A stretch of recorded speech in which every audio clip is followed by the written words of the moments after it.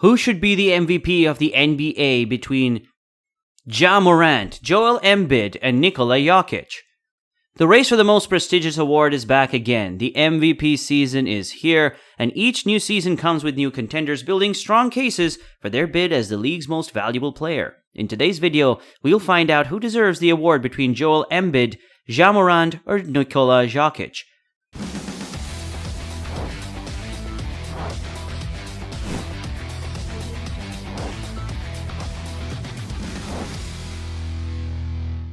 For an award that is hotly debated from start to finish for the regular season and sometimes beyond, it's rare that the NBA Most Valuable Player race is contested when the votes are counted. 3 of the 5 closest races were in the 1990s. Only one of those was in the past 15 years when Russell Westbrook edged James Harden by 135 points. That's 888 to 753 for the 2017 award. If the media members who vote share the same view as the executives, coaches, and scouts in the NBA, this year promises to be no different. More than a half dozen players have been mentioned as being worthy of the award, including Joel Embid, Nikola Jokić, Giannis Antetokounmpo, LeBron James, Chris Paul, Kevin Durant, Steve Curry, DeMar DeRozan, and Jason Tatum. But in today's video, our focus would be on the trio Ja Morant, Joel Embid, and Nikola Jokić.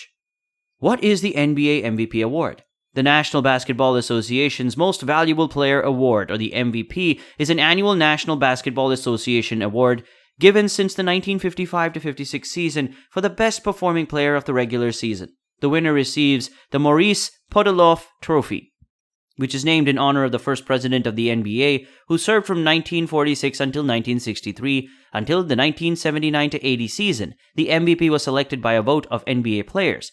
Since the 1980-81 season, a panel of sports writers and broadcasters throughout the United States and Canada decided the award. Each member of the voting panel casts a vote for first to fifth place selections. Each first place vote is worth 10 points.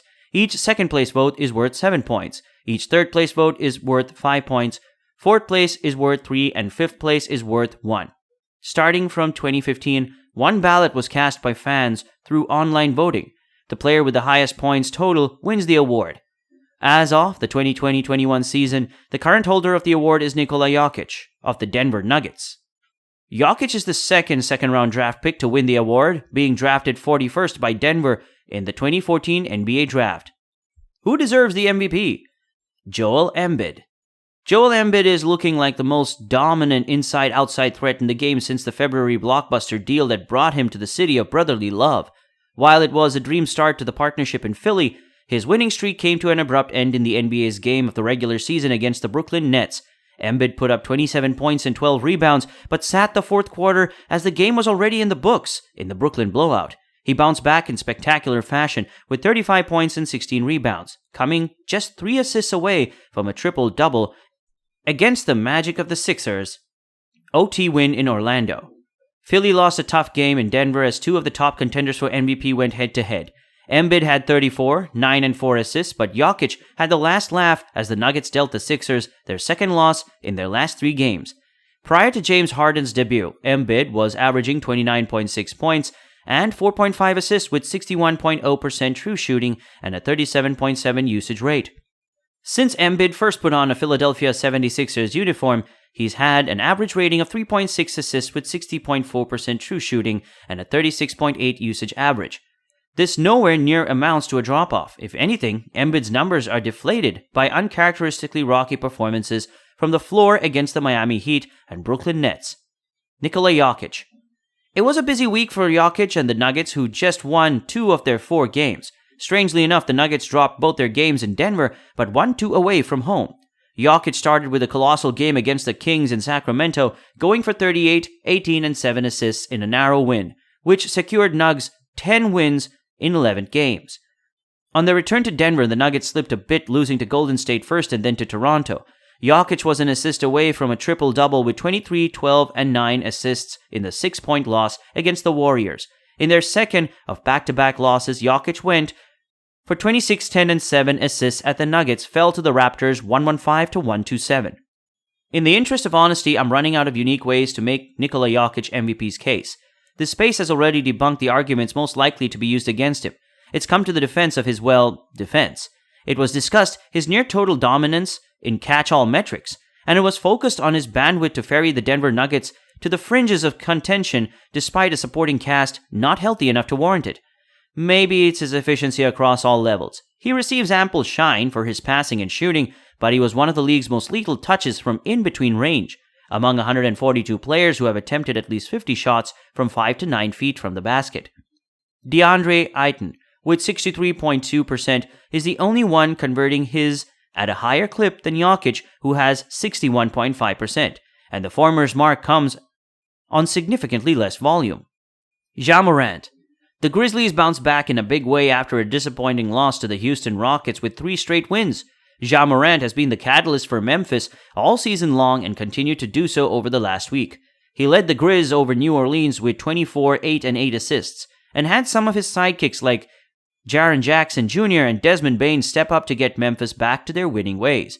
Morant went wild in the following game when he put up 37 points and 8 assists in his best game since putting up 52 against the Spurs. Ja took a backseat to Desmond Bane in the win against Oklahoma City. Bane scored 21, and Morant followed up with 17 and 10 assists to stay second in the Western Conference. Some will insist that bouncing DeMar DeRozan for Luka Doncic and Ja Morant is unchecked recency bias. It's not. At least it's not meant to be. Cases for Doncic, better play, and Morant, missed time with a left knee injury, received mid-season booms, but their values have spanned much of the year. The final verdict? Head-to-head records don't matter, or at least they haven't historically. Of the 15 tightest races, the MVP won the head-to-head series just 5 times. While we might think voters could lean one way due to how one specific matchup played out, history suggests that's not the case. Of course, tight MVP races often feature more than 2 deserving candidates. Take, for instance, 2006, Steve Nash won his second MVP but finished with fewer than half of the first-place votes. 5 different players received at least 14 first-place votes, and Kobe Bryant finished in 4th despite receiving the second most first-place votes. How do you begin to parse out head-to-head records when there are 3 or more worthy candidates? That is a discussion for another day. Both Embid and Jokić have strong cases to win the MVP. And with 4 weeks left, there's still plenty of basketball to dictate how the race shakes out. Seemingly every night, one of them throws up a jaw-dropping performance that momentarily changes the tide, only for the other to come right back with a vintage performance of their own. Similarly, Antetokounmpo figures to receive some serious consideration and might even come out on top when all is said and done. Tight MVP races come down to far more than simply counting stats. Narratives drive conversations, which is turn steering voters down preferred paths. Did a team vastly outperform expectations? Did a player carry a team through a series of bad injuries? Did a team finish so far out in front that the best player on the best team argument comes the trump card? When Embid and Jokić take the floor on Monday, another narrative comes into focus: head-to-head records. Naturally, one might presume that head-to-head performance tips the scales when all else is equal.